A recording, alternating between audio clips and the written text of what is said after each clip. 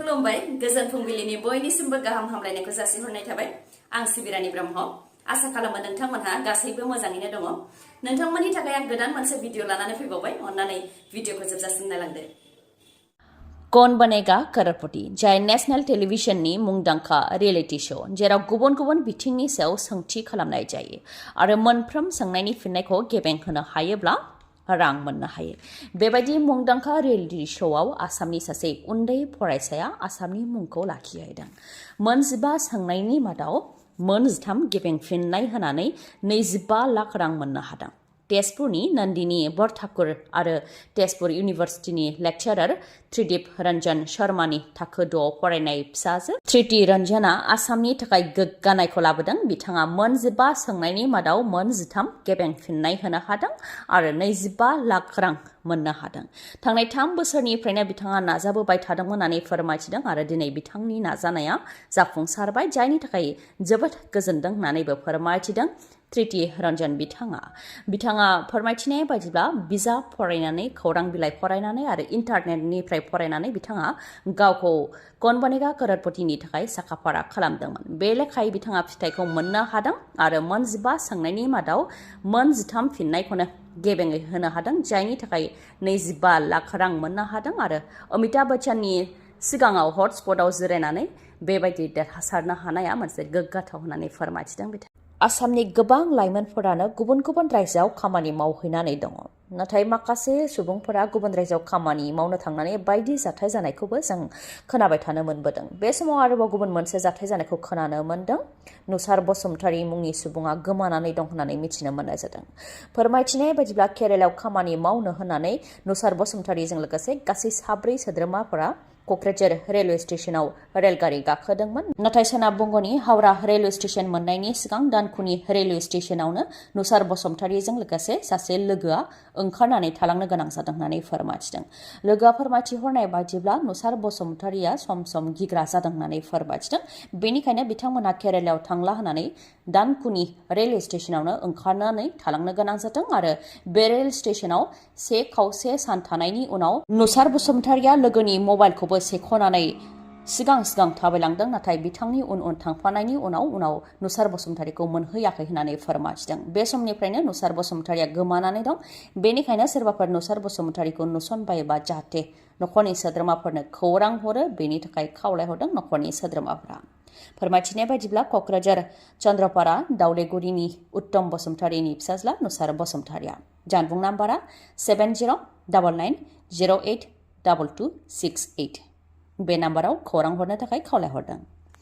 सामुगुरि बियाबाव बिसायख'थिनि हिंसायारि जाथाय नारा नाथार आरो लावथिजों बुलाय सोलाय जानायनि उनाव बे खेबाव गुलि गावनाय जाथाय सामुगुरि बियाबाव गुलि गावनायजों सासे सुबुङा जोखोम जानो गोनां जादों बेनि अनगायैबो कंग्रेस आरो बिजेपिनि बिजाथिनि गारिखौ बुफाय बुसि खालामनाय जाथाय जादों उदमारियाव कंग्रेसनि बिजाथि अदेबानि एमपि रकिबुल हुसेननि फिसाज्ला तानजिल हुसेननि गारिखौ बुफाय बुसि खालामनाय जाथाय जादों बिसायख'थिनि फोसावदिं मेलाव बाहागो लानो थांनायावनो उदमारियाव बिथांनि फर्चुनार गारिनि ग्लासखौ बुफाय बुसि खालामदों ओजोंहाय बिजेपिनि एमएलए जितु गस्वामीनि गारिखौबो बुफाय बुसि खालामदों बिजेपिनि एमएलए जितु गस्वामी बिथांनि दैदेननायाव बिजेपि दला बिसायख'थिनि हानजा सरनाय हाबाफारि लादोंमोन बेयावनो मरिफुटि खाथियाव बिथांनि गारिखौ बुफाय बुसि खालामनाय जादों बेनि अनगायैबो गुलि गावनाय जाथाय जादों जायजों कंग्रेसनि सासे मावथिया जोखोम जानो गोनां जादों नाथाय बे गुलि गावनायखौ लानानैबो मोननै दोलोनि गेजेराव नारा नाथार जाथाय जादों बिजेपिनिफ्राय अजद होनाय बायदिब्ला कंग्रेस दोलोनिफ्रायनो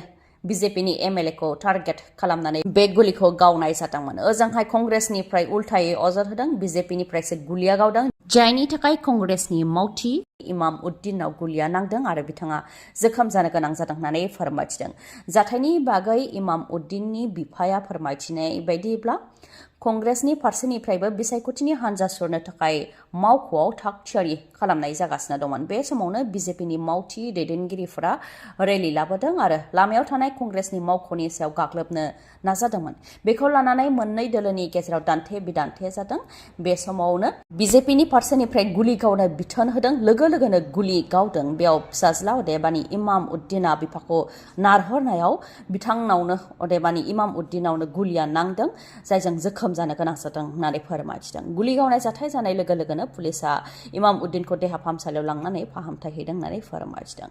बे जाथायखौ लानानै आसामनि गिबि मन्त्रि डक्टर हेमन्त बिश्व शर्मायाबो सोंखारिदों आरो नायबिजिरनाय जागोन होननानै फोरमायथिदों। ओजोंहाय एमपि रकिबुल हुसेनाबो बेनि सायाव गोख्रों नायबिजिरनाय जानांगौ होननानै दाबि खालामदों। कंग्रेस आरो बिजेपिनि गेजेराव दुंहाव थासारि जानायनि अनगायैबो सामुगुरिनिनो उदां बिजाथिनि सायावबो गाग्लोबनाय जाथाय जादों। उदां बिजाथि मुसाबिर आली आहमेदखौ गावनि न'निफ्रायनो खावनानै लांदों माखासे दुथांफोरा। नखरनि सोद्रोमाफोरजों लोगोसे मददगिरिफ्रा गोबां नागिरनायनि उनावसो लामायाव थद गैयै हालोदाव बोखांनो हादों। उनाव बिथांखौबो फाहामथायनि थाखाय देहा फाहामसालियाव थिसननो गोनां जादों।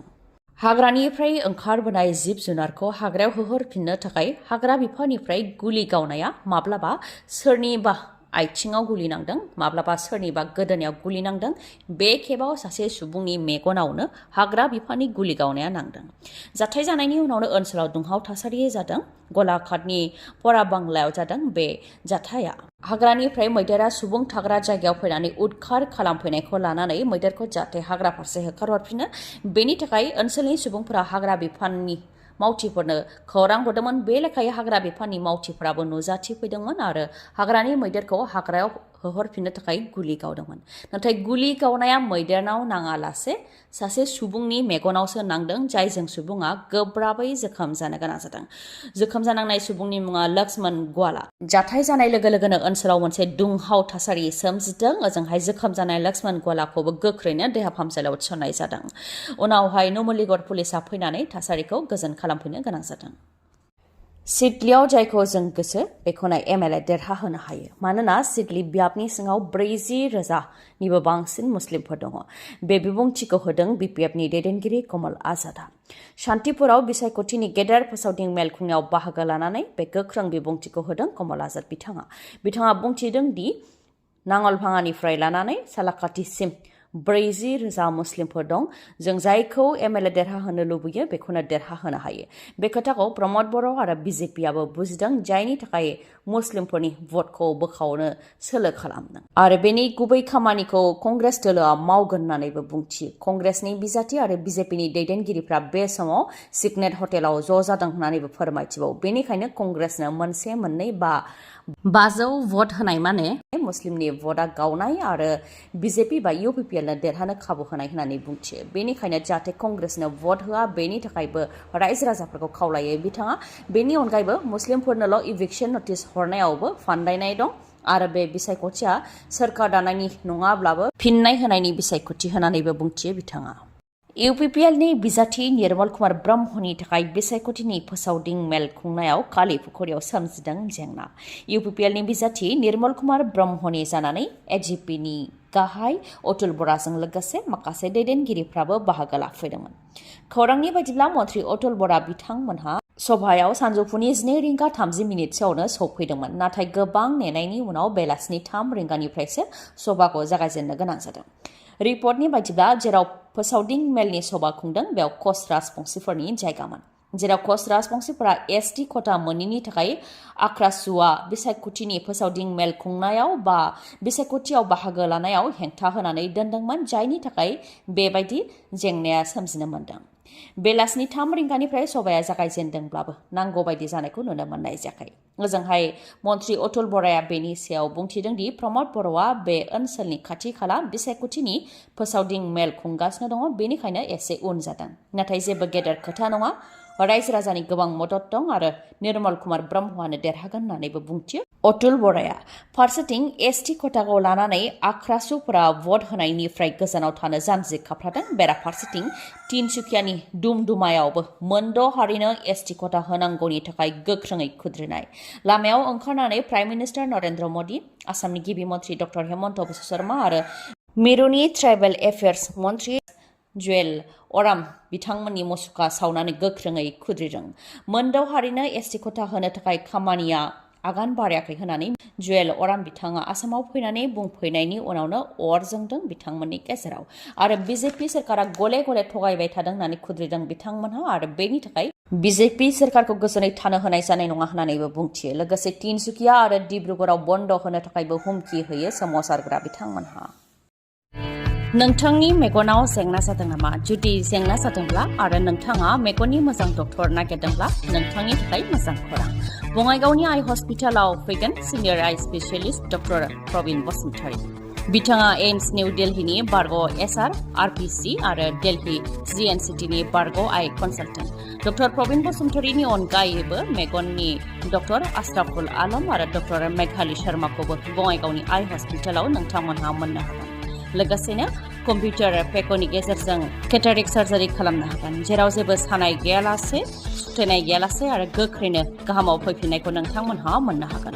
आबुं थङा जाहैबाय बङाइगाव लवार आसाम हस्पिटालनि उल्था दिगाव बास स्टेन्डनि साखाथियाव। फुंनि 10 रिंगानिफ्राय मोनाबिलि 4 रिंगासिम मेगननि डक्टरखौ मोननो हागोन बे बङाइगावनि आइ हस्पिटालाव। माबाफोर सुलुं लानो गोसो दंबावोबा नोंथांमोनहा 6900949900 बे नाम्बाराव खौरां लाहरनो हागोन। गोजोन्थों। दिनैनि भिडिअआ एसेनोसै। गाबोन आरो गोदान भिडिअजों लोगो मोनफिनबावगोन। नोंथाङा दासिमबो आंनि चेनेलखौ साबस्क्राइब खालामाखैबा अन्नानै साबस्क्राइब खालामदो, लोगोसे लाइक, कमेन्ट आरो शेयार खालामनो दाबाव। गोजोन्थों।